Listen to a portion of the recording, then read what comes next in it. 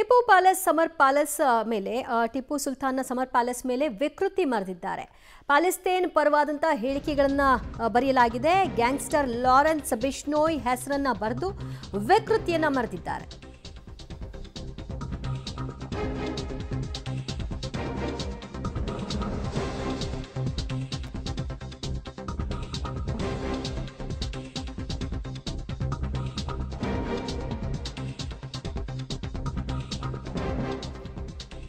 Tipu summer palace ಮೇಲೆ ವಿಕೃತಿ ಮರೆದಿರುವಂತಹ ಗೋಡೆ ಬರಹಗಳು ಸದ್ಯ ಅಲ್ಲಿನ ಪ್ರವಾಸಿಗರ ಕೆಂಗಣ್ಣಿಗೆ ಗುರಿಯಾಗಿದೆ. ಗ್ಯಾಂಗ್ಸ್ಟರ್ ಲಾರೆನ್ಸ್ ಬಿಷ್ಣೋಯ್ ಹೆಸರುಗಳನ್ನು ಬರೆದು ವಿಕೃತಿಯನ್ನು ಮೆರೆಯಲಾಗಿದೆ. ಚಿಕ್ಕಬಳ್ಳಾಪುರದ ನಂದಿ ಹಿಲ್ಸ್ನಲ್ಲಿರ್ತಕ್ಕಂತಹ ಟಿಪ್ಪು ಪ್ಯಾಲೇಸ್ ಇದಾಗಿದೆ. ದೊಡ್ಡದಾಗಿ ಲಾರೆನ್ಸ್ ಬಿಷ್ಣೋಯ್ ಹೆಸರನ್ನು ಅಲ್ಲಿ ಕೆತ್ತನೆ ಮಾಡಲಾಗಿದೆ. ಚೂಪಾದ ಕಲ್ಲುಗಳಿಂದ ಅದನ್ನು ಬರೆದಿರೋದನ್ನ ಗೋಡೆ ಮೇಲೆ ನೀವು ನೋಡಬಹುದಾಗಿದೆ. ಲಾರೆನ್ಸ್ ಬಿಷ್ಣೋಯ್ ಹೆಸರು ಕಂಡು ಪ್ರವಾಸಿಗರು ಅಸಮಾಧಾನವನ್ನು ಹೊರಹಾಕಿದ್ದಾರೆ. ಪ್ರವಾಸಿಗರ ಸೋಗ್ನಲ್ಲಿ ಬಂದು ಈ ರೀತಿ ಮಾಡೋರ ಮೇಲೆ ನಿಗಾ ವಹಿಸಬೇಕು. ಇಂತಹ ಜಾಗಗಳನ್ನು ವಿಕೃತಗೊಳಿಸೋದಕ್ಕೆ ಅವಕಾಶವನ್ನು ಮಾಡಿಕೊಡಬಾರ್ದು. ಆಮೇಲೆ ಯಾರಿದ್ದಾರೆ ಇದನ್ನು ಮಾಡಿದವರು ಅವರ ಹೆಡೆಮುರಿ ಕಟ್ಟಬೇಕು ಅನ್ನುವಂತಹ ಆಗ್ರಹ ವ್ಯಕ್ತವಾಗಿದೆ. ಇಲ್ಲಿ ಆ್ಯಕ್ಚುಲಿ ಪಬ್ಲಿಕ್ ಬಂದವರು ಪಬ್ಲಿಕ್ ಪರಿಸರ ಇದು ವೀಕ್ಷಣೆ ಮಾಡಬೇಕು, ಎಲ್ಲ ಇದು ಮಾಡಬೇಕು. ಅದನ್ನು ಬಿಟ್ಟು ಇಲ್ಲಿ ಲಾರೆನ್ಸ್ ಯಾರವನು ಬಿಸ್ನವಿ ಅವನ ಹೆಸರು ಮೆನ್ಷನ್ ಮಾಡಬಾರ್ದು. ಹಿಂದೂ ಮತ್ತು ಮುಸ್ಲಿಮ್ಗೆ ಧಕ್ಕೆ ಕೊಟ್ಟಂಗೆ ಆಗುತ್ತೆ. ಆ್ಯಕ್ಚುಲಿ ಹಾಗೆ ಮಾಡಬಾರ್ದು.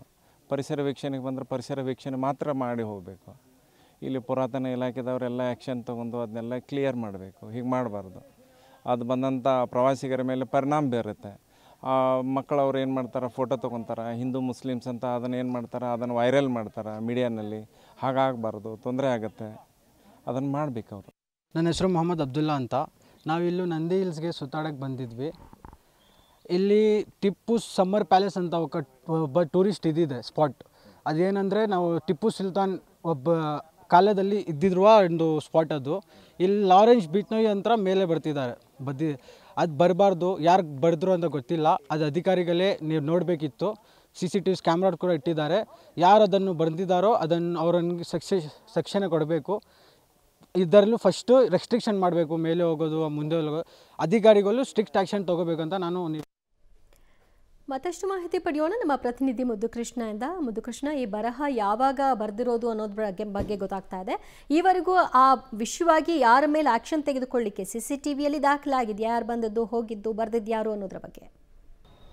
ಖಂಡಿತ ದಿವ್ಯ ಜೊತೆ, ಚಿಕ್ಕಬಳ್ಳಾಪುರದ ನಂದಿಗಿರಿಧಾಮ ವಿಶ್ವವಿಖ್ಯಾತ ಪ್ರವಾಸಿ ತಾಣ. ಅದು ಸದಾಕಾಲ ಪ್ರವಾಸಿಗರಿಂದ ತುಂಬಿ ತುಳುಕ್ತಾ ಇರ್ತದೆ. ಅಂತಹ ಪ್ರವಾಸಿ ತಾಣದಲ್ಲಿರುವಂತಹ ಟಿಪ್ಪುವಿನ ಸಮ್ಮರ್ ಪ್ಯಾಲೇಸ್, ಅಂದರೆ ಟಿಪ್ಪು ಸುಲ್ತಾನ್ ಅವರು ಆಗಿನ ನಂದಿದುರ್ಗ, ಈಗಿನ ನಂದಿ ಬೆಟ್ಟ ಅಂತ ಕರೆಸ್ಕೊಳ್ಳುವಂಥ ಈ ನಂದಿ ಬೆಟ್ಟದ ಮೇಲ್ಭಾಗದಲ್ಲಿ ತಮಗಾಗಿ, ಅಂದರೆ ಬೇಸಿಗೆ ಕಾಲದಲ್ಲಿ ಬಹಳ ತಂಪಾದ ಹವಾಗುಣವನ್ನು ನಂದಿ ಬೆಟ್ಟ ಹೊಂದಿರ್ತಾನೆ ಕಾರಣಕ್ಕೆ ಇಲ್ಲಿ ಒಂದು ಸಮ್ಮರ್ ಪ್ಯಾಲೇಸ್ ಅಂತ ಅವ್ರಿಗಾಗಿ ಮಾಡ್ಕೊಂಡಿದ್ದು. ಅಂದರೆ ಬೇಸಿಗೆಯಲ್ಲಿ ಬಂದು ಅವ್ರು ಇಲ್ಲೇ ಕಾಲವನ್ನು ಕಳೀತಾ ಇದ್ರು. ಹಾಗಾಗಿ ಆ ಸಮ್ಮರ್ ಪ್ಯಾಲೇಸ್ ಇದೆ, ಅದು ಪುರಾತತ್ವ ಮತ್ತು ಸರ್ವೇಕ್ಷಣಾ ಇಲಾಖೆ ಏನಿದೆ ಅದರ ಅಧೀನದಲ್ಲಿದೆ. ಹಾಗಾಗಿ ಅದನ್ನು ಸಂರಕ್ಷಣೆ ಮಾಡುವಂಥ ಕೆಲಸ ಕೂಡ ಆ ಇಲಾಖೆ ಮಾಡ್ತಾ ಇದೆ. ಅಲ್ಲಿ ಯಾವುದೇ ರೀತಿಯ CCTVಗಳಿಲ್ಲ. ಆದರೂ ಕೂಡ ಈ ಒಂದು ಪುರಾತತ್ವ ಮತ್ತು ಸರ್ವೇಕ್ಷಣಾ ಇಲಾಖೆಯ ಸಂರಕ್ಷಣೆಯಲ್ಲಿರುವಂತಹ ಕಟ್ಟಡದ ಮೇಲೆ ಲಾರೆನ್ಸ್ ಬಿಷ್ಣೋಯಿಯ ಈ ಒಂದು ಬರಹ ಏನಿದೆ, ಆ ಬರಹ ಈಗ ಎಲ್ಲರಿಗೂ ಟೀಕೆಗಳಿಗೂ ಕೂಡ ಕಾರಣ ಆಗ್ತಾಯಿದೆ. ಒಂದಷ್ಟು ವಿವಾದಗಳಿಗೆ ಕಾರಣ ಆಗ್ತಾ ಇದೆ. ಕಾರಣ ಯಾಕೆಂತಂದರೆ, ಯಾವುದೋ ಒಂದು ರೀತಿಯ ಅಂತಾರಾಷ್ಟ್ರೀಯ ಮಟ್ಟದ ಗ್ಯಾಂಗ್ಸ್ಟರ್ನ ಹೆಸರನ್ನು ಈ ರೀತಿಯ ಸಂರಕ್ಷಣೆ ಮಾಡುವಂತಹ ಇರುವಂಥ ಭವಿಷ್ಯತ್ ಕಾಲಕ್ಕೆ ಉಳಿಸಬೇಕಂತ ಕಟ್ಟಡದ ಮೇಲೆ ಬರೆದಾಗ ಅದು ಒಬ್ಬೊಬ್ಬರಿಗೆ ಒಂದೊಂದು ರೀತಿಯ ಭಾವನೆಗಳು ಕೂಡ ಧಕ್ಕೆಯನ್ನು ತರುವಂತಹ ರೀತಿಯಲ್ಲಿ ಅದು ಗೊತ್ತಾಗ್ತಾ ಇದೆ. ಹಾಗಾಗಿ ಸಹಜವಾಗಿ ಈ ಬರಹ ಈಗಾಗಲೇ ಕೂಡ ಗೊತ್ತಾದ ನಂತರ ಸ್ಥಳೀಯ ಪೊಲೀಸ್ ಇಲಾಖೆ, ಅಂದರೆ ನಂದಿಗಿರಿಧಾಮ ಪೊಲೀಸ್ ಠಾಣಾ ವ್ಯಾಪ್ತಿಗೆ ಈ ನಂದಿ ಬೆಟ್ಟ ಬರುತ್ತೆ. ಹಾಗಾಗಿ ನಂದಿಗಿರಿಧಾಮ ಪೊಲೀಸರು ಕೂಡ ಇದನ್ನು ಬಹಳಷ್ಟು ಸೂಕ್ಷ್ಮವಾಗಿ ಗಮನಿಸಿ ಅಲ್ಲಿ ಸ್ಥಳೀಯವಾಗಿ ನಂದಿ ಬೆಟ್ಟದ ಪ್ರವೇಶ ದ್ವಾರ ಏನಿದೆ ಅಲ್ಲಿ CCTV ಫುಟೇಜನ್ನು ಕಲೆಕ್ಟ್ ಮಾಡಿ ಪರಿಶೀಲನೆ ಮಾಡುವಂಥ ಕೆಲಸವನ್ನು ಮಾಡಲಾಗಿದೆ. ಆದರೆ ಸಾವಿರಾರು ಮಂದಿ ಪ್ರವಾಸಿಗರು ಬಂದು ಹೋಗ್ತಾರೆ.